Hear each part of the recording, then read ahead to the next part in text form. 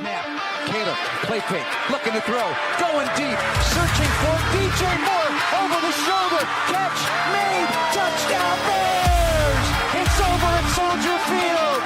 The Iceman cometh, the Iceman take it, a 46-yard spiral to the end zone.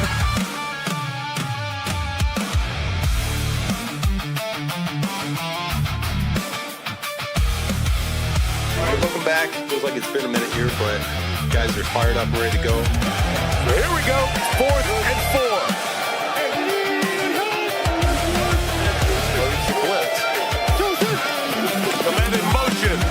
Williams drifting, sprinting for space. In all kinds of trouble. Put it up for depth. The end zone. He got it! For the touchdown! They've done it again! Safeties are back deep, but Unze motions left. They're blitzing. It's picked up. Caleb throws. Middle of the field. Love will catch. Breaks away at the 30. Love the 20. Love the 10. What's up, Bears fans? Welcome back to another edition of the Willis Twin Towers podcast. I know it's been a while, guys. Obviously, it's kind of a long story. We've been on a hiatus. I'm not sure. You guys might have missed everything I just said. So welcome back. Willis Twin Towers podcast. We're here, guys. It's been a long time. Obviously, we had a hiatus here. Our producer, Aldo, had some issues that he had to address, so we haven't had an opportunity to be back on here. But with the help of Paul, we're going to go ahead and come back here. Paul from Bearski Film is helping us to produce the show now. So for you guys who don't know who we are, my name is Jeff. We are the executive producers of the Willis Twin Towers podcast on Barroom Network. This is my co-host here to my right. His name is Tim, and let's go ahead and introduce him. Go ahead, Tim. For those of you who don't know, if you did not follow the Willis Twin Towers podcast on Barroom before in the past, I'm Tim Willis, the better of the two of us, obviously. If you can't tell, we are brothers. One is far uglier, and that's the one to my left of the screen here. But yeah, guys, excited to be back. Glad that we finally have the opportunity to get back on and talk to you guys. Glad that and thankful to Paul with Bearski Film for giving us the opportunity to start the show again. And hopefully, we can continue this on for a long time and get back to chatting with you guys. It's been a long time coming. Appreciate all of you who have supported us in the past. I know several of you have been asking where we've been, but we're back. And so, Jeff, I'm going to hand it back to you. And why don't you talk about what the process was here and give some thanks. Yeah, so to make a long story short, guys, like I said, Aldo had some health issues he had to address. I'm sure you guys who followed the Barroom have a bit of an idea of what was going on with that. But obviously he needed some time away, so Tim and I took a break as well. And a couple months ago, Paul from Bearski Film offered to help us to produce the show so we could get back going again for you guys. We do appreciate all your support. We wouldn't be able to do this without you. And obviously this show would not be able to be what it is today without Aldo and his bringing us on. To make a long story short there as well, a couple years ago, Aldo and I were having conversations while I'd watch Gabriel Talks Football, and I'll get to that in a second as well. But we would have conversations after the show on X about how much I enjoyed the show and things of that nature. And he actually offered me an opportunity to have my own show on the Barroom. And I told him that Tim and I talk about Bears football just about every day, just about every waking second of the day that we get an opportunity to. So I told him it'd be a good idea for me to bring him on as well. And here we are today. So, and then obviously Paul is producing the show for us now. Hopefully we'll have an opportunity to get back live on the Barroom again. We're going to try to iron those kinks out as well. So within the next few weeks or so, hopefully we'll be able to do that.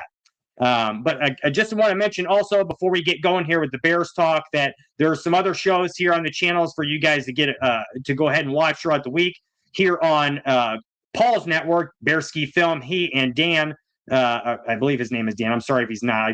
I might have botched that one, Paul. But they have a show on either 6 o'clock or 7 o'clock Central on Tuesdays here on Bearski Film where they discuss Bears talk as well. His name is David. I'm sorry, guys. And then also on Barroom Network, we have shows just about every day of the week. On Monday mornings, we have Gabriel Talks Football, where a former scout for the Bears, actually, he was a personnel director with the Bears and worked for 30 plus years in the NFL as a scout. His name is Greg Gabriel. He has a show with Aldo on Monday mornings. They usually start around 11 or noon. Like I said, that show is called Gabriel Talks Football. We also have a show on Tuesday nights. It's a relatively new show. That show is called Monsters of the Barroom. That show begins at 8 o'clock, where Aldo will bring in different viewers from around Twitter or YouTube or wherever else, just different viewers who've been watching the show who want an opportunity to get on and talk about Bears as well. You have an opportunity to do so on that show. So look into that. Get on. Go ahead and follow Aldo at Bears Barroom HQ on X, and you can get all that information there. And last but not least, we also have a show on Wednesday nights called Bear Their Souls. It's a great show. It's got our guy Fitz on there, who does his food reviews. It's got Danikin on there, and it's got Zim as well, Steven Zim Zimmerman. Those guys produce a great show as well, talking about Bears and food and pop culture and all kinds of things of that nature. So without further ado, let's get this thing going. Let's talk some Bears ball, because I'm sure you guys, that's what you guys really want to hear here. So where to begin? Let's kind of start off with, I think, the topic that really has kind of been on everybody's backside now for about a few weeks now, because of the fact he's had some issues in the past as well, and that's Kyler Gordon.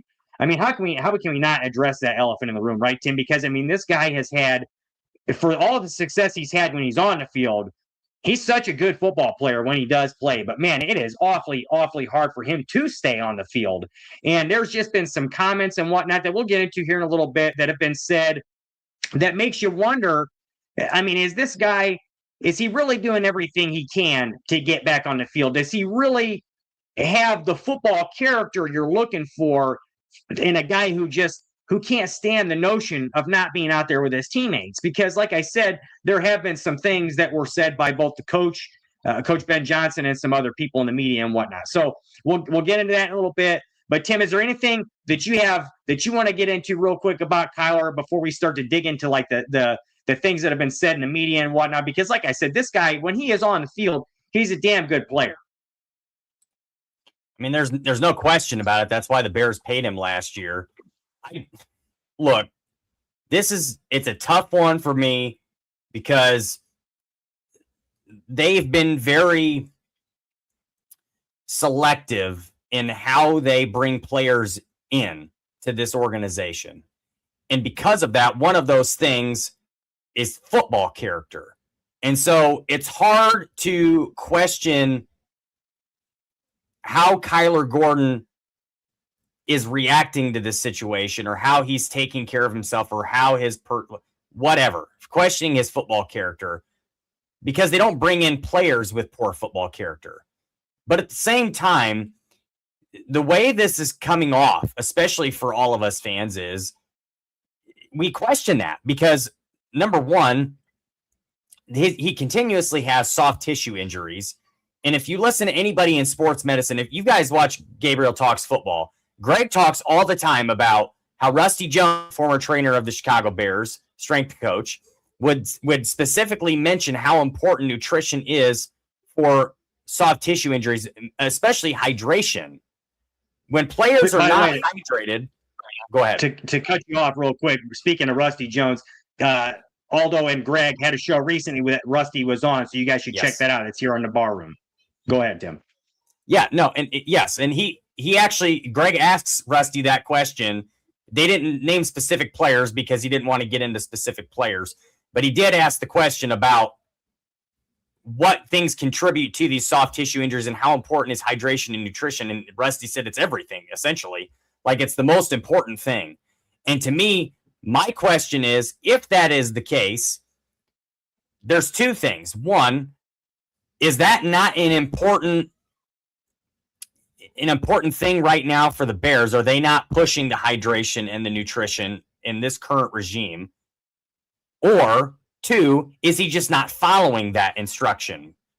And if he's not, that does make me question his not loyalty. That's not the word I'm looking for, but that does make me question his serious nature towards football and how much does he truly care about playing? Dedication. Yes, thank you. Well, here's the makes thing. You question that. Well, here's the thing about that situation to me. Okay, if we want to get into this nutrition aspect, okay, I don't want to say that this regime isn't going to push that, because I'm sure they are pushing that. And if you talk to a lot of different people around the different players, it seems like these guys really do take care of their bodies for the most part. Most of these guys do. But there's a couple things here that make me wonder with Kyler in particular. Okay, so obviously he does have this history with soft tissue injuries. So it does make you wonder, like, okay, is he dieting properly? Is he really taking proper precaution with his nutrition? Because sure, they can push it with the regime and everything, but it's not like they can monitor every single thing this dude's going to eat. He's going to go home, and you can't watch what he's doing there. Wait, what if he's eating fucking ice cream when he goes home at night? You don't know. You have no idea what he's doing. So, pardon my language, by the way. But in any case, my point here is, like, if he's adhering to that, and this is just like one of those things, well, where he just gets hurt and there's nothing you can do about it, then that's, what are you going to do? But the reason it makes me question that there is a little bit more something here is there have been multiple statements by specifically the head coach that makes you wonder, well, what is going on here? There's a couple of them that I can think of, and one in particular was a few weeks ago. He was asked about the situation, and he had said that Kyler, he didn't use the word setback. And usually and Greg has talked about this, and other members of the media have talked about this too. Usually when you talk about a player who has an injury and something happens where he gets hurt and he can't play, something's going on with him, they usually call it a setback. Well, if something happened, he's got a setback now, and it's going to take him a little bit longer to be ready. They didn't say that. He said there's been a delay in his progression from his injury. What does that mean? He's got a delay. When I hear that, that tells me he didn't have a setback because he got re-aggravation or something like that. That tells me that he wasn't following some type of protocol that they gave him to follow offhand, or offside, I should say, when he's not around them. And so his injury is delayed, they believe, because of that, or his progression is delayed because of that. That's the way I took it. I could be completely off base, totally off base. But when I heard that, that's what was going on in my head. That's what I was thinking about. And then after that, this was just recent, here within the last few days. There was a comment that Ben made in the press conference, and I don't think we have this clip, but there was a comment that Ben made in the presser about players wanting to get back on the field who are injured.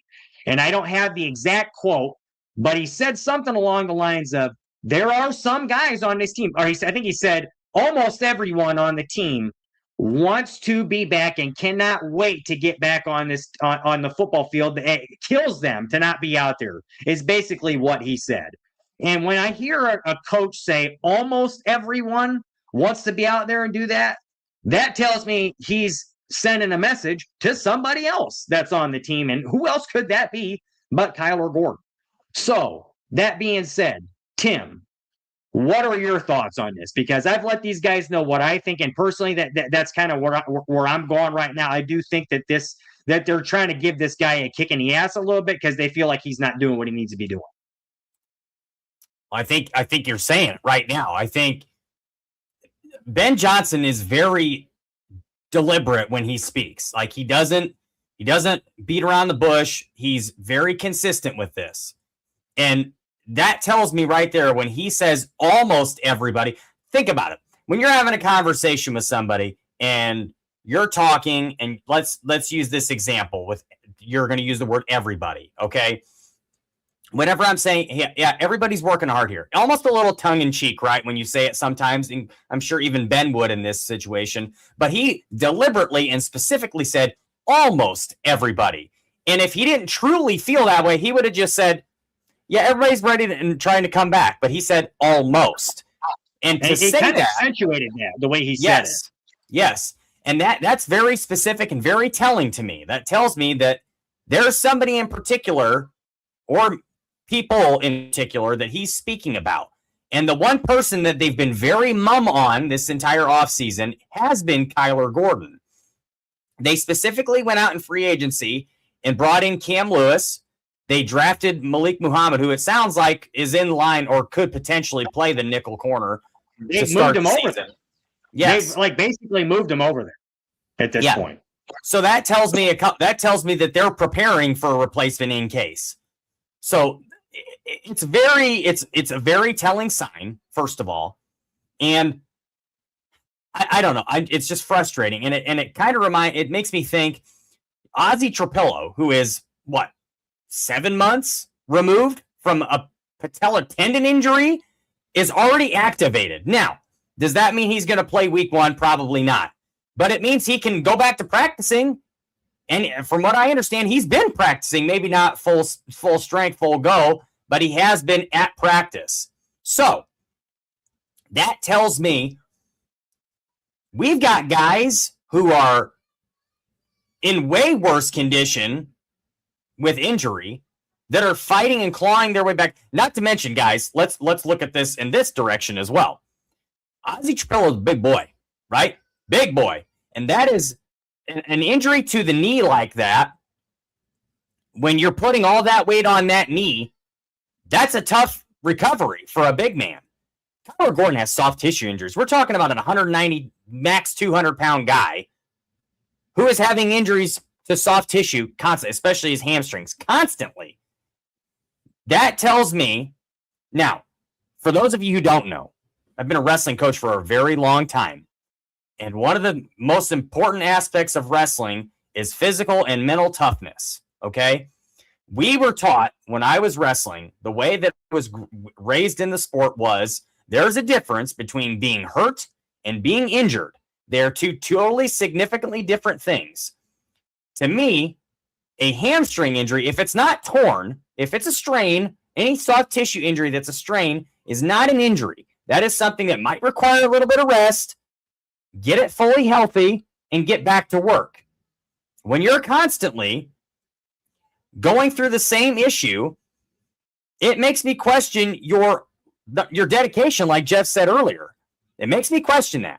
And I've had wrestlers in the past, and I have to ask them to their face, point blank, are you hurt or are you injured? Because if you're not hurt or if you're not injured, get back on the mat or get healed up quickly and get back on the mat, because there's a big difference between the two. And it tells me, I was talking about physical toughness. That's mental toughness.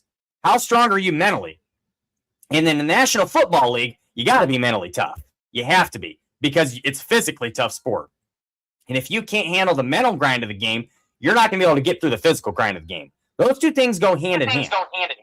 Well, it kind of makes me wonder too, and we'll kind of, I don't want to drag this out too much longer, so I will kind of leave it at this, but it kind of makes me wonder too, like, you know, when these things are happening with this guy, obviously it makes you wonder about his dedication and whatnot, but it's like, yeah, I mean, it does make you wonder about his toughness a little bit in the case where it's like, you know, you're not going to be 100%, dude. That's just the way it is. This is, like you said, this is a National Football League. Guys are hurt every single week. They're not going to be playing at 100%. Well, especially once you get to like after week 1, nobody's playing healthy anymore after that. Everybody's dinged up a little bit at some point. You're probably never going to get an opportunity to play at 100%. So if that's what you're waiting for, if you're trying to get yourself to 100%, you can pretty much forget about it because it's not going to happen. Just go out there and play to the best of your ability with what you got. You know what I mean? That's the way it should be. So that's just the way it is. I mean, I totally agree, Tim. I think there's a lot of mental toughness that needs to be had here. And I'm not sure. I don't want to say I question his mental toughness, but when the coaching staff is coming out and saying the things that they're saying, there might be something to that. So Paul says there's guys out there that were very physically talented on the Patriots, but they were never bigger than the team. You set a tone, a bar, a standard, a culture, and you hold people up to it. Not everyone will be able to do it regardless of talent. And that's absolutely true because it's a mental thing. Like you said, Tim, it's a mental thing with some of these guys in some of these areas. So you either have that mental fortitude or you don't. And that's one thing that, you know, a lot of fans will talk about how we should have drafted this guy. We should have drafted that guy. You know, like Jalen Carter is a good example of this. We should have gone to get this guy or that guy. But this regime has talked time and time and time again about how we like to get guys who have that football character, guys who football is everything to them. They love football. They couldn't live without it. They don't know what they would do without it. And, you know, when you hear about guys like Tim said, Ozzy Trapillo, who's 6-7 months off of a fucking torn patella injury, you know, so, again, pardon my French, but when you got a guy who's coming off an injury like that and he's already back at frickin' practice, you know, that tells me something about this guy's character, about this guy's mental toughness. And then you see Kyler Gordon kind of playing with a soft tissue injury for 3 years. And again, it makes you question his mental toughness on the opposite direction of that spectrum. So I'm sorry. That's just where I'm at this point. I really hope that he gets it together because, like I said in the beginning of the show, he is a damn good football player when he's out there. I watched a clip today that Nicholas Moriano posted on X of him. It was a play where it was a running play. I can't remember who they were playing, but the receiver was going to block him, and he just absolutely lit this receiver up and planted him on the ground. This guy is a good player. So, again, if he can get back to that, get him on the field, please. But if not, you might just have to move on at some point, and it's unfortunate to pay him so much money. But in any case, I digress. We'll move along a little bit, and we'll kind of move on to another subject because I do want to get into some positive stuff too. But I want to talk about Gervon Dexter a little bit too, Tim, because this has been a talking point for a while now with his with the trade speculation and all that. For those of you who don't know, last week, I believe it was, if I'm not mistaken, was it Ian Rappaport or was it Adam Schefter? It might have been Schefter. Mentioned that there were some teams and some trade interest in Gervon Dexter. Teams were calling the Bears and whatnot about this guy. And, you know, maybe they were considering making a move for him. They very well could, is basically what he said. There were enough deals or enough offers in place where they could make a deal and they could have a deal in place before the start of the season, I think. So here's where I'm at with this. There's a lot of fans out there who are not super comfortable with the defensive line. I will be the first to tell you that I've been begging them to draft an edge rusher early in the draft for 4 years now, basically. So I am not exactly satisfied with where the defensive line is at this point. That being said, okay, Greg has been talking about this for weeks now. And if you guys don't watch his show, you really should, because this guy knows what he's talking about. You know, you might have an opinion on how he is as a person or the things he says, you know, whatever the case may be with that. But this guy knows ball, and he's been around the block. He's done this shit before. He knows what he's talking about. Go ahead, Tim. And he nailed the Ozzie Trapillo stuff. He's been saying this for months. Too.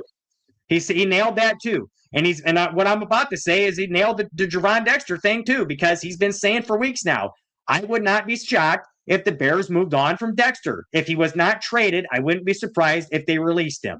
Now, that sounds like a surprise to everybody hearing that, because they don't have you might not feel like they have the best depth along the defensive line.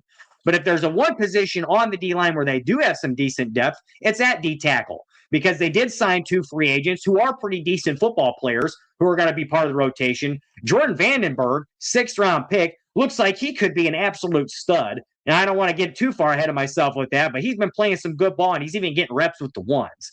So he's a guy who has all the traits in the world to develop, and I want to see where he goes.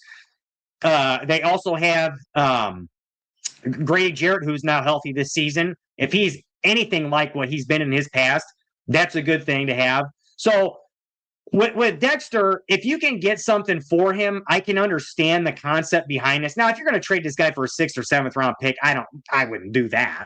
But he's on an expiring contract. You're probably not going to re-sign him.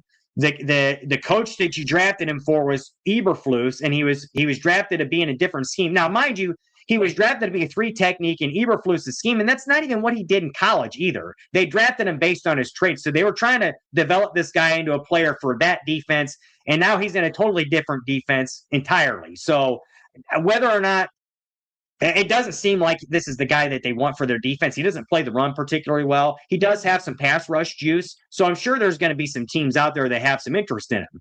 But like I said before, do I want a 6th or 7th round pick for this guy? No. Would I take a 5th rounder for him? I could see that.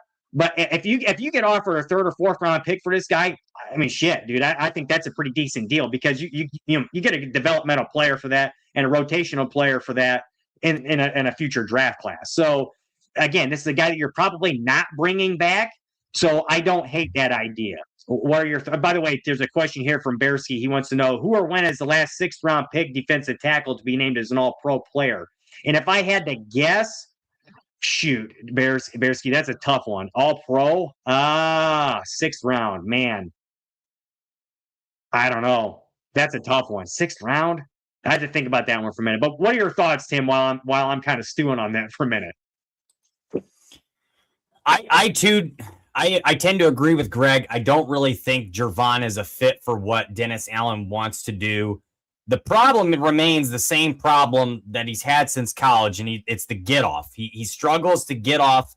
We got to remember when he was at Florida, it was like a read and react defense. So he wasn't being asked to fire off the line like he is now. He was mirroring. However, this is what? Year 4 in the NFL, in essentially the same defense, just ran differently. He's being asked to do the same thing he was being asked to do in Flus's defense, which is to get off the ball. And he's still not doing it effectively.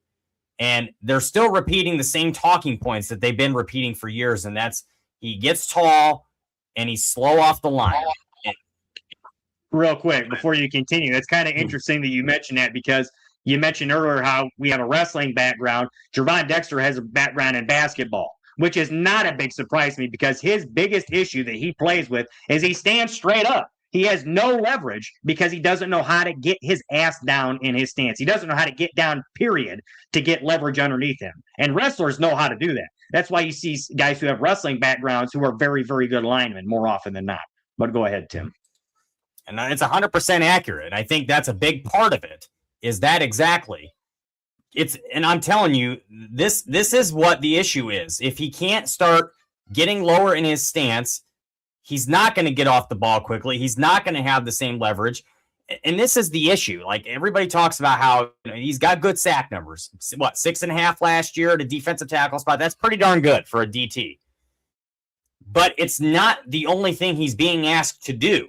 And just because he's getting the sacks doesn't mean he's being an effective player all the time like he should be. And you got to remember, of all the snaps he's taking, 6.5 sacks is a good number, but how effective could he be if he was doing everything he's supposed to be consistently? Those numbers would probably shoot up too, because he's very clearly an incredibly strong player. He's fast, and when he does things the right way, he does have leverage, so he's able to push back the pile and get to the quarterback. If he would do these things, he's a real good athlete. For sure. If he would do these things consistently, he'd be fine. But again, like you mentioned, this is not Ben Johnson's pick. This is not Dennis Allen's pick. This was for Matt Eberflus. The problem lies in this for me. I don't see a trade happening. I do believe they were probably receiving calls. I think there's a good possibility they put a feeler out and said, could be interested in moving on from him. Give us an offer. The problem is, and I'm going to stand on this, and I could be wrong, but this is just my opinion. I don't think he's getting moved before the end of preseason or even after preseason. The reason being, Shamar Turner is not going to be back yet.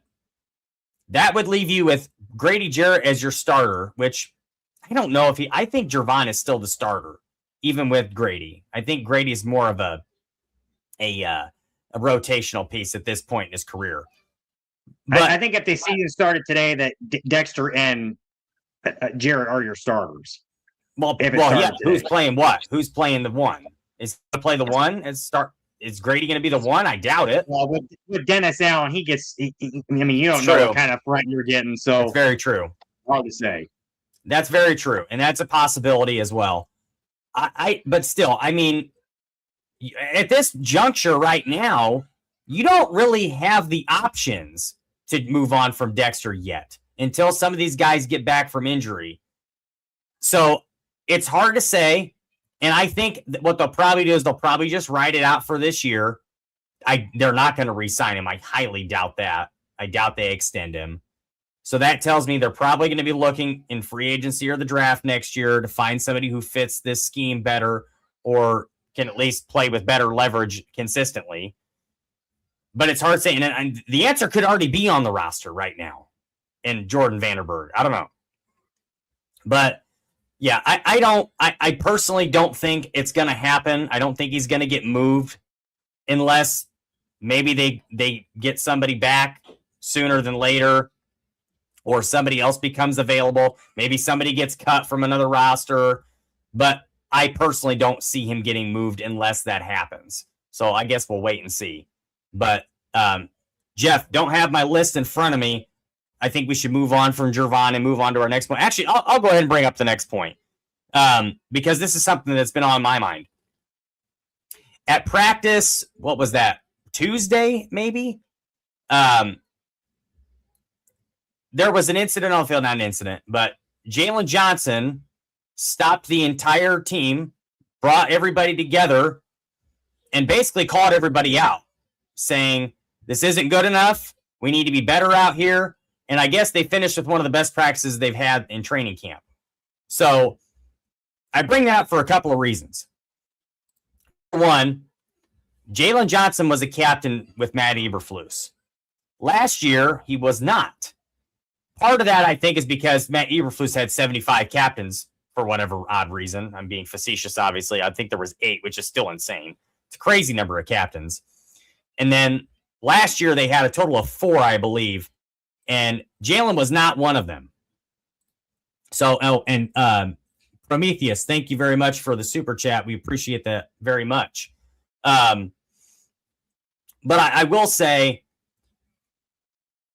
that tells me that Jalen is really starting to step up as a leader. I think he always led by example, and what maybe wasn't necessarily a vocal leader per se. I mean, he had no problem getting vocal with Matt Eberflus at the end of the Washington game. But as far as being a leader goes, I'm not sure that he was that vocal leader. And it looks like he's starting to develop into that. Granted, in the past, Jalen has always been, I don't want to say critical, but the guy is a winner. He wants to win. He's made that very clear from the very beginning. That's what he cares about more than anything, is winning. And it was and he's even said it, it's been tough sledding over the years for him because it's been, with all the losing that they've done, it was a struggle. So to me, that tells me this guy is very serious about this. They have Super Bowl aspirations, guys. They do. And I'm not going to sit here and say the Bears are winning the Super Bowl or going to the Super Bowl this year, but I will say this is the most realistically hopeful I've been over something like that in a very, very long time, because this is the regime I think is going to bring that to us. But it's definitely something, as you look at going into the season, the Bears are absolutely a Super Bowl contender. There's no question about it in my mind. And they're certainly one of the top 4 teams in the NFC. So with that being the case, guys like Jalen Johnson, they're ready to win. So for me, I want to see if this trend can continue. And I'm actually kind of curious to see if Jalen Johnson is pushing himself into a captain role again. Because personally, I could see it happening. But last year it was Byard. Byard's gone. Grady Jarrett's probably going to be a shoo-in for it. Who's the other defensive captain? You know what, Tim? I think, Jalen Johnson has impressed me the last couple weeks with this, because he's the kind of guy that by the way, I see Maddie's in the chat. What's up, Maddie? Smoke him if you got him, buddy. It's been a while since we've seen you in here. So, but speaking of that, I just think it's interesting because Jalen's the kind of guy who he really has. Yes, he's not afraid to say what he's got on his mind. He's shown that over the course of time. But he's not the kind of guy who's been like an outgoing leader, if that makes sense to me. Anyways, I haven't really seen that so much. But that being said, he is a leader by example, showing what he does, with his work habits and whatnot. But I think what he's doing in the last couple weeks here is he's showing the team that, hey, you know what? I think we do need to fill a void in leadership. I'm a veteran player. I'm one of the better players on this defense, if not the best player on this defense. Maybe I should take more of a vocal role here and hold these guys accountable a little bit more and be that leader for this team that I think we probably need right now. I think he's doing that because there was some reporters that mentioned that he went and grabbed Montez Sweat at one point to have a conversation with him about something. There was a point where Grady Jarrett walked up to Montez Sweat and Jordan Vandenberg when they were on their knees during a period, and he told him to get up. These guys are showing they're trying to take accountability from their teammates. And I love that because that's what you want to see. You want to see these guys pushing their teammates to be the best they can be. Any great Any team that has won anything, any players on those teams will tell you that they were player-led organizations, that the other players on those teams pushed them to be the best that they could be. They held each other accountable. You guys know all about the Bulls teams from the 90s and how crazy Michael Jordan was on his teammates. He gave them a harder time than hell with shit. And then you have the Patriots dynasties who won 6 Super Bowls. You had guys like Tom Brady and Mike Vrabel and Wes Welker and guys like that. They would take extra reps after practice, and if one guy was leaving or a little early for whatever reason, they'd get on him and say, I see, not getting that extra work today, are we? Stuff like that, and that's a big deal. That shows that you guys want to win. And those guys who go ahead and do those things, those are the teams that do take advantage of their opportunities. And I tend to agree with you to an extent, Tim. I do think the Bears are one of the top 4 teams in the NFC. Obviously, health is going to be a thing here. They got to stay healthy. But also, to me, I'm not sure. I want to pump the brakes a little bit on saying they're a Super Bowl contender. I'm not quite sure they're there yet. I mean, I hope they are. I think they have the pieces to an extent to where they could definitely make that noise. I just don't know. I mean, what is one of the calling cards of every great team that wins a Super Bowl, though? They all have great pass rushes, almost every single one of them. And we do not have a great pass rush right now. We just don't.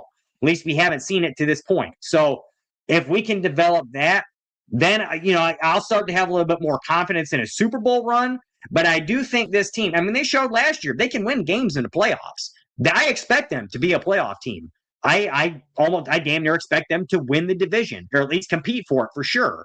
So with that being said, and yes, Bearsky, you're right. Health, talent, luck. Most Super Bowl winners have a combination of those 3 things. You got to probably have all 3 of those to do it, because luck is definitely a part of that.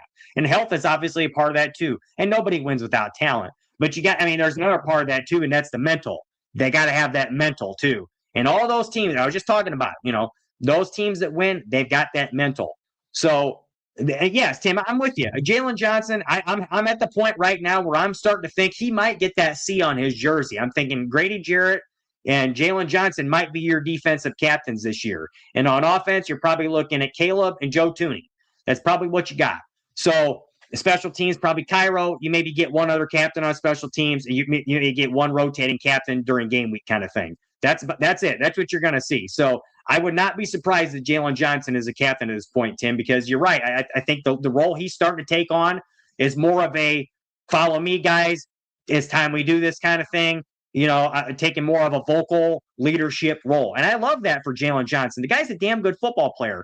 Every receiver that goes up against him talks about how good he is. Jamar Chase in the joint practice last week against the Bengals, he didn't do shit. He did nothing. And he even said after the practice, he's like, Jalen Johnson's a good corner. That guy makes it tough on you kind of thing. So, and Paul mentions, you put that back on the screen for me, Paul. He says, imagine this. Last year was DJ Moore's first time ever getting 10 wins, first time ever making the playoffs. Yeah, these guys want to win when the opportunity presents itself. Yeah, and Jalen Johnson's right in that boat too, Bearsky, Paul, I'm sorry. This guy he's done nothing but lose with the Bears for most of his career. So, he's had only a couple winning seasons to this point. So he wants to win. He's showing he wants to win, and I do like that he's taken on that role. Is there anything else you want to add to that, Tim? There's a couple comments in here I want to address as well. No, I think you said it well. I will push back on one thing for you real quick, though. Back when you were talking about the pass rush, I will say this. I don't think, and I know everybody's been pushing, a lot of people have been pushing for the Bears to bring in that big-time star defensive end, defensive tackle, pass rushing maniac, okay? We've been hearing it all over the place. But I will push back on that argument a little bit and say this. The teams that typically make it far into the playoffs or win the Super Bowls aren't the teams that have the star pass rusher. They're the teams that can bring the pass rush in waves. They have multiple guys that can get double-digit sacks, multiple guys in the rotation that can push the pile. Those are the teams that do it. What was it, 2 years ago? Philly they had, 7 or 8 guys that had double-digit sacks. Last year, the team that had the most guys with 7+, I think it was the Seahawks, Super Bowl champions. I think that's how you do it. Now, if we can get this defense to be on that level, where we can have 5 or 6, 7 guys that can get close to those double-digit sacks, we don't need the star pass rusher. Do we have that now? That's the question, I think, more than anything. You're not wrong, that those teams do have waves of rushers. You're not wrong about that. But they also have a guy or a couple guys at the top of their rotation who are damn near stars or usually are stars as rushers. Most teams do. The Seahawks definitely have star rushers. Leonard Williams is one of the best interior defensive linemen in the game. He just got a huge, massive payday. A couple of years ago, you were talking about the Eagles. Jalen Carter just got a huge payday this year because he's such a good player. And they've always had great pass rushers over there in Philly. That's just what they do. Howie Roseman, that guy, all he does is draft offensive and defensive linemen with premium draft picks because he knows that's how you win. Those guys are where you're going to win football games, is in the trenches. So, look, I'm not disagreeing with you, Tim. Those teams do have waves of pass rushers that get the job done. But do you think this Bears team right now has 6, 7 guys that are going to get you 4, 5, 6 sacks? I don't. So, we'll see, but I just don't see that right now. I hope so. Maybe a motivated Dio can give you more than a few sacks. We'll see, but I don't see it, dude, right now. I'm hopeful. Montez Sweat. I will say one thing about Montez Sweat because I don't want to say anything bad about this guy. That guy is a very, very, very good football player. He might not get you 15, 20. He might not be a dynamic pass rusher, but he's a very good pass rusher. He's an insanely strong defensive lineman. He's got all the traits you want in the world. Very good run stopper. He's an all-around good edge player. Very good edge player. And when Ben Johnson says that he thinks that Montez Sweat has his best season as a pro last year, I listen to that. This is a good football coach that's saying that, who knows, what good edge rushers look like, what good edge players look like, because he goes against them every week. So Montez Sweat, really good player, but they need more than that. Well, and I will say this too, he may not get the 15, 16 sacks a year, but the guy affects almost every single play he's out there. He's always pushing the pile. I think Montez Sweat is a very underrated pass rusher. I think because he doesn't have those gaudy sack numbers, the guy still gets 10, 12 sacks a year. He's a very solid, very productive player. And I agree. I think last year was his best season. He was excellent last year. And if we get a healthy Austin Booker this year, you pair those two guys up, I promise you, you can take this to the bank for me. If those two guys both stay healthy this year, that's 20 plus sacks between the two of them. I can almost guarantee it. I would be willing to bet my bottom dollar on it. I really hope. And Bears, Paul, you have a perfect point here. Roseman spent a 4th rounder on Robert Quinn. He did nothing for him, but he was there just in case. A sack at the right time in playoffs is that bad. Robert Quinn is a guy who's, 1 year he does nothing. Next year he has 22 sacks. So this is a guy who, again, he's a 4th round pick. But yeah, you're right. You draft guys in the trenches because that's where you win games. And if they develop, you get guys like Robert Quinn who are total game changers when they're on. You know what I mean? So yes, I agree with you on that. And Montez does make everybody else better, Paul. You're absolutely right about that. The second he got there, he had 6 sacks in Washington. He comes over to the Bears and he has 6 more. So yeah, he does make everybody around him better too. Go ahead, Tim. I will say this much too. That's the one thing Matt Eberflus got right in his whole time he was here, because he said Montez Sweat was a multiplier. It's the one thing he said that was correct the whole time he was here, but it's 100% accurate. The guy has made the entire defensive line and guys around him better since he has been here. And when he's not on the field, it's clear and evident the struggle that they can have when he's not there. Even the plays that he's not out on the field and he's healthy, it's not the same defense when he's not out there. And it's been very evident since he's been here for the last 3 years. Go ahead. Yeah, that's what I meant to say was he was traded to the Eagles from the Bears for that 4th rounder. I think I might have said he was drafted for whatever reason. I think the Rams drafted him, didn't they? If I'm not mistaken. Could be wrong about that. St. Louis, I believe, is where he was when he was drafted. I believe so. And then he signed with the Cowboys after, and then we got him. Yeah. So anyhow, yes, he's a good ball player, but again, I think they need more than just that. I am a little encouraged by the defense, the interior defensive line. I do think they are a little bit better than we might have been giving them credit for. Ben Johnson alluded to that as well in his press conference a few days ago.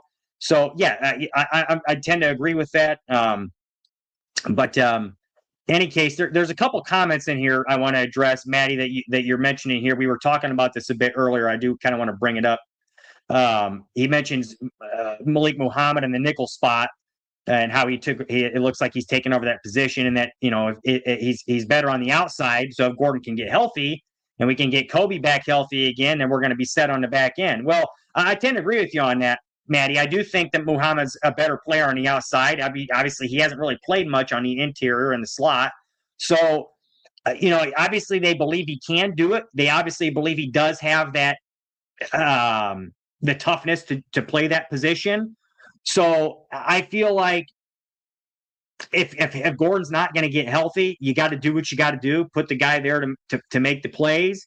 I do think he's better on the outside too, but we'll have to wait and see with that. And yeah, I can't wait to see Kobe Bryant get back and healthy. That really sucked to see him go down, because I was really excited to see what he was going to do for us this year.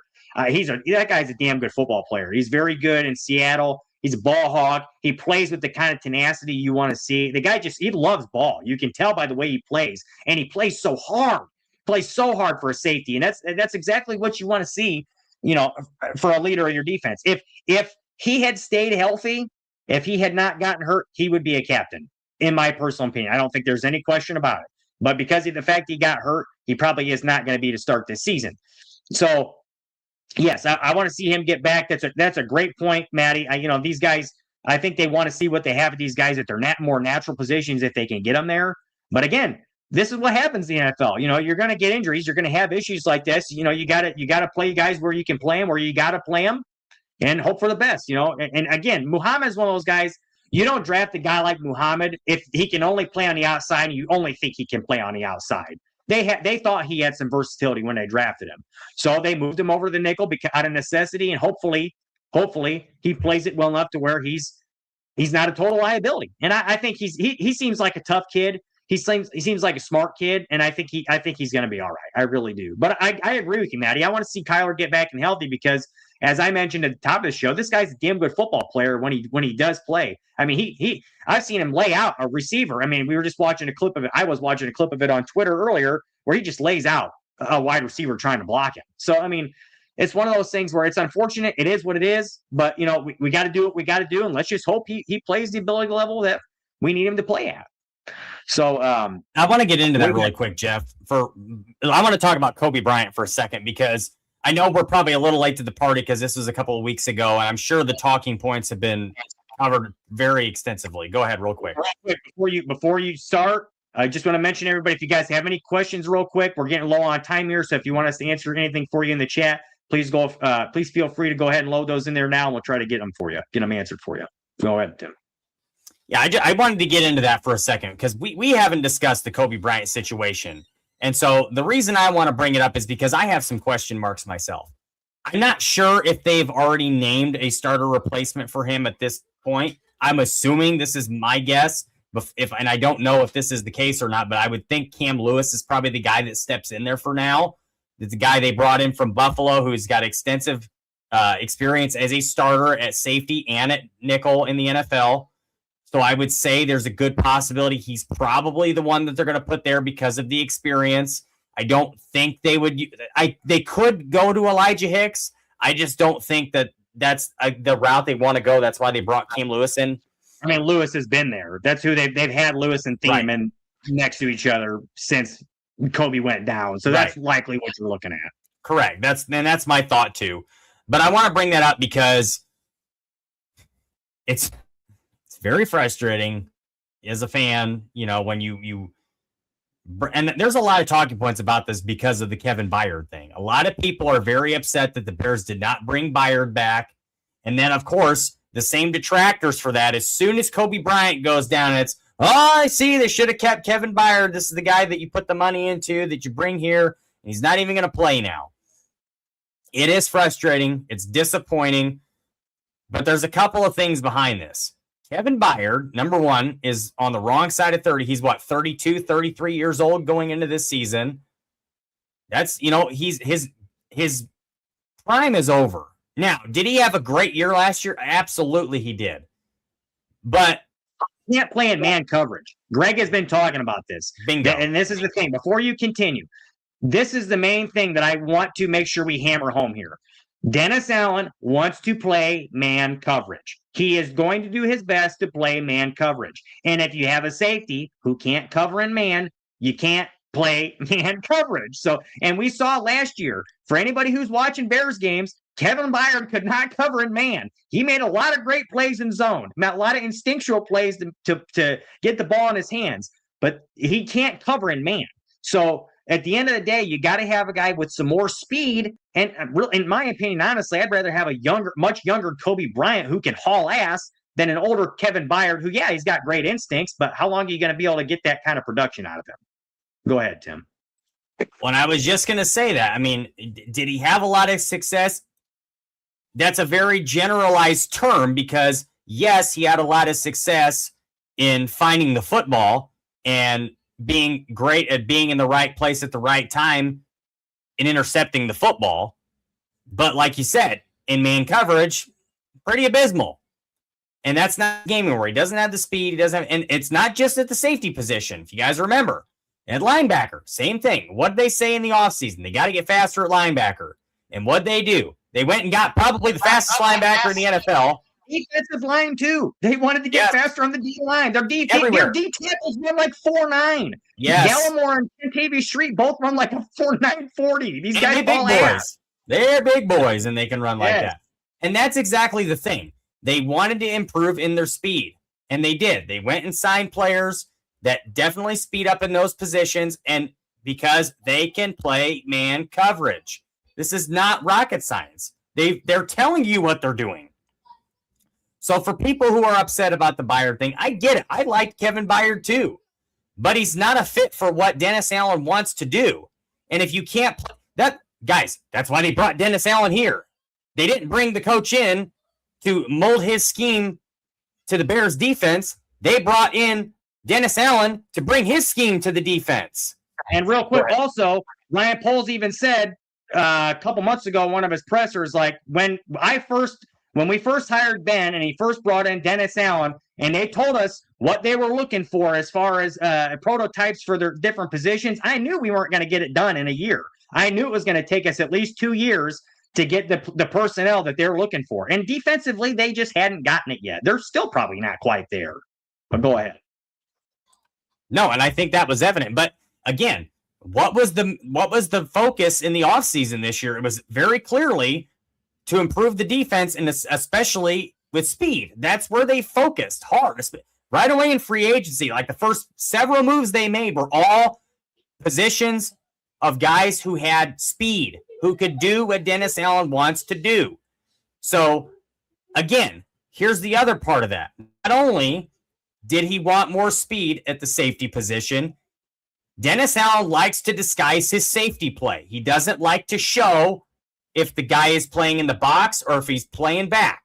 He wants to disguise that. He can't do that. He couldn't do that last year. Jaquan Brisker, not real great on the back end, better in the box. Kevin Byard, not real good in the box, better on the back end, not the speed he needed to play man.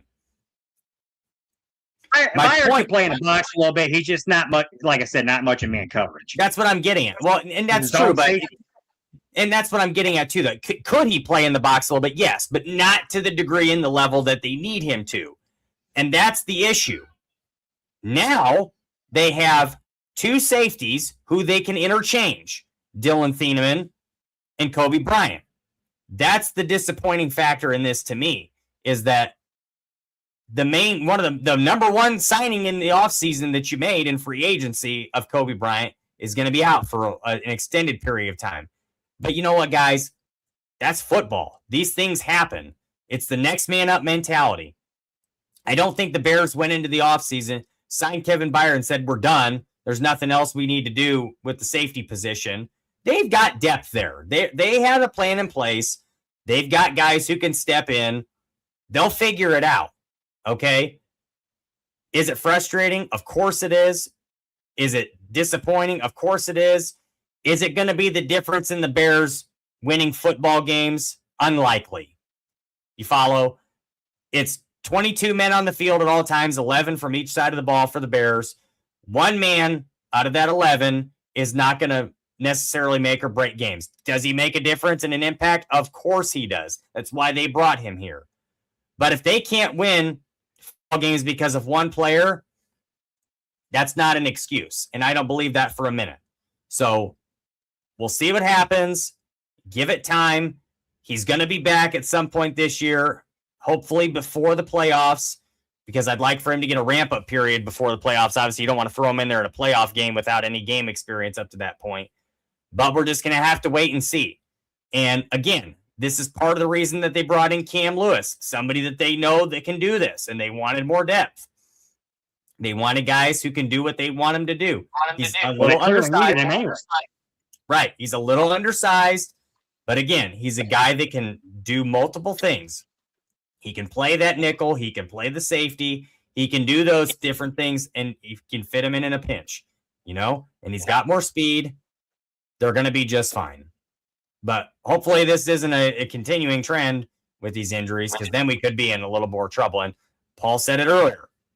That's part of Super Bowls is talent, health, and luck. So we'll see what happens, but I want to pump the brakes a little bit on any skepticism with that. And I wanted to bring that up because I've heard a lot, especially lately, about the Kevin Byard thing. And, everybody upset, a lot of people upset that he's gone and thinking it was a mistake.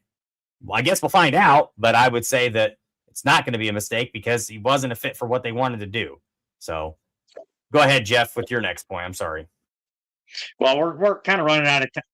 Yeah, we're kind of running out of time here. So I want to get to whatever questions we have here. But yeah, Tim, and like you said, I mean, at the end of the day, Byard just wasn't a fit for what they were trying to do, and whether or not he's a good football player is not the debate. It's just the fact that he wasn't a fit for what they were trying to do, and if they can't do what they're trying to do, then they got to get someone who can, and which is what they did. That's part of the reason why they went and got Cam Lewis. Part of the reason why they drafted Dylan Thieneman. It's part of the reason why they went and got Kobe Bryant. So it is what it is with the injury, but that's why they signed Cam Lewis too, to have that depth. He's a pretty damn good football player in and of himself. He's been a starter. He started many games in the league. So, any case, Prometheus wants to know what our honest expectations are for the Bears this year. And we did kind of get into this a little bit earlier, but for me, Prometheus, I would say as far as true expectations, I expect them to be a playoff team if they stay healthy. Anyways, if they're not a playoff team, that's a disappointment. I think they absolutely should compete for the division. There's no reason they shouldn't be able to win the division. It's going to be tougher this year because Detroit. I think they're going to rebound a little bit and will be much better. Minnesota is kind of the one question mark for me, is how good are they going to be, depending on what they do at quarterback, depending on what happens at quarterback with Kyler Murray, whether he plays very well or not at all. To me, it's kind of the big question mark for them because their defense is always good. And then obviously Green Bay too. They kind of have some of their own questions too. Apparently they had a joint practice the other day and they couldn't protect Jordan Love worth shit. So we'll see how that goes for them. But in any case, my expectations, like I said, I do expect them to be in the playoffs. I expect them to compete for the division and win the division. And as we said earlier, I'm not so sure that we're a Super Bowl contender per se. Like, I'm not so sure they have the roster and the team right now to go win the Super Bowl, because I'm just not sure that the pass rush is there yet. And like Tim said a few minutes ago, that back end of that defense, I'm a little concerned about the safety play in particular and the nickel spot too, to be honest, because he's a rookie that's playing there right now. I'm not so sure that we are where we want to be with that right now. They'll obviously get better as the season goes along, but we'll have to wait and see as far as health goes, if Bryant gets back and whatnot. But the pass rush is still going to be a bit of a concern for me until they prove me otherwise. But yes, I do think a playoff spot, possible division champions, or potential division champions, I should say, and they will. They've shown they can win a playoff game. So whether or not they compete for a Super Bowl or not, I'm not 100% sure, but I do think they can and should make the playoffs and potentially win some games there. Go ahead, Tim. I might sound like a little bit of a homer here with some of what I'm about to say, but I think all of this is very realistic and it's not crazy expectations. I think they're going to win 12 games. That's a guess. I believe that they'll win 12 games this year. I don't see any reason that they can't improve on their win-loss column from last year even. Better team, another year in Ben's offense, another year in DA's defense. I think that these guys are more comfortable. They're not learning it right now. They're just going to be able to go out there and take it and go. I think the offense is going to take a massive step this year in the right direction. I think they're going to be top 5, maybe even top 3 offense in the NFL maybe even better than that. I hope. But Ben Johnson clearly knows what he's doing. There's no question about it in my mind. I think if the running backs can stay healthy, this run game is just going to explode this year with them knowing the offense and being comfortable in the offense again. I think Caleb Williams, call me crazy, he's going to be an MVP candidate this year. No question in my mind. He's going to take a massive jump. He's going to take a massive jump. I think he's one of the betting favorites for the MVP already this year. But I truly think that he's going to be in the MVP conversation. Very good possibility he wins that award because he's a great candidate for it. If the team can improve even more so from last year, if he throws for over 4,000 yards and he breaks more Bears passing records, this guy is going to go down and he's going to be the MVP because guys don't do this for the Bears. It doesn't happen with quarterbacks. And it's a large market team, one of the original franchise in the whole sport, or I could very well see riders getting behind this and wanting this guy to win the MVP. Well, it's probably already in the books. He'll have to improve in those areas that everybody's been complaining about for 2 years now that he got to get better at. Obviously the completion percentage is the one thing he's been really wanting to work at. If he gets that better, if he improves upon that, if he throws for over 4,000 yards, if the Bears win 12 games, if those things all do come to fruition, I mean, it wouldn't shock me if he's in that conversation. But I mean, in a league with Josh Allen and Joe Burrow and, Lamar Jackson, it's hard for me to say, yeah, this guy could very well win the MVP. I don't know. They'd have to have a hell of a year. And Drake May, too. I mean, now Drake May is going to be in that conversation every year. So it's hard for me to say that he's there right now. I'm not so sure. If he does get to those points, though, where he's where he's getting the 70% completion percentage, he's throwing for 4,500 yards and Bears are winning 12 games. And yeah, why not? Why not? Why couldn't he be? But, a point you made before about the running game, I do think that's going to be the strength this year. Even Ben Johnson said in his presser the other day that he thinks that DeAndre Swift is primed for a big season. And I think he is too. He looked good last year. And I think he's only going to play better this year. The guy is, and I think that Studesville, the new running back coach, it seems like he's got a good rapport with Swift and they work well with each other. So it seems, at least that's what Johnson has been saying in his presser. So it seems to me like they've got something going on there. Well, we all like Monangai. We all know what he can do. They've got a really nice 1-2 punch there, I feel like. So I like what the running game has. Obviously, they block really well. You run behind Darnell Wright, you're going to get movement there. So I definitely want to see. I want to see that continue. I do think that the running game will be a strength for them this year. And again, I agree that DeAndre Swift is primed for a big season. I wouldn't be surprised if he led the league in rushing this year. I really wouldn't. Even if they do have another guy in Kyle Monangai who's going to get a decent amount of carries too. They're going to have a great running game, in my opinion. Prometheus, thank you for your compliment there. He says, great panel. Thanks, fellas. And to please bring these two back. We will definitely be back, Prometheus. We're going to try to have a show every Friday. So we'll be dual streaming here and on the Barroom Network. And we do appreciate you guys' support always. We're going to go ahead and close it out here. We're at our limit here. But like I said, we will be back hopefully next week this time and in the future on every Friday. So every Friday, 7:00 Central Time, we should be here going live. We love having you guys' comments in the chat. We love to address everything you guys say. Love answering your questions. You guys really do help drive this conversation for us. So please, Prometheus and anybody else who's been watching this show tonight, Maddie Fochese, two doggies I see in there.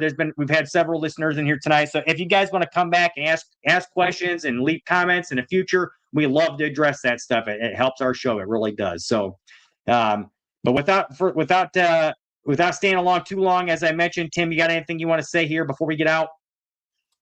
No, appreciate you guys jumping in with us. Appreciate you, Paul, for giving us the opportunity to use your channel and being backstage for us and doing all the stuff that Jeff and I have no clue what we're doing back there. So appreciate you doing that for us.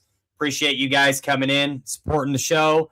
Thank you for supporting Bearski Film. And please, please, please hit the like button, subscribe to the channel, leave some comments for Bearski Film here. We appreciate you guys and look forward to continuing on with this chapter.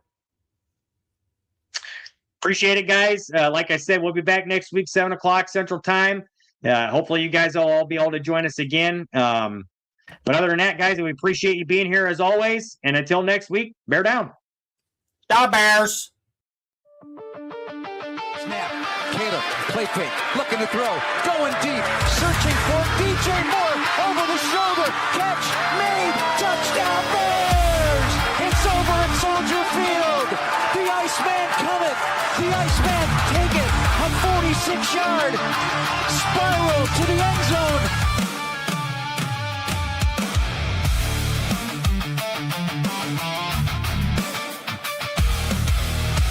Welcome back. Feels like it's been a minute here, but guys are fired up and ready to go. So here we go, 4th and 4. Blitz. The man in motion. Williams drifting, sprinting for space. In all kinds of trouble, put it up for depth. The end zone.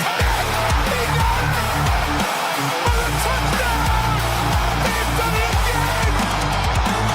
Safeties are back deep, but Unze motions left. They're blitzing. It's picked up. Caleb throws, middle of the field, Love will catch. Breaks away at the 30, Love the 20, Love the 10.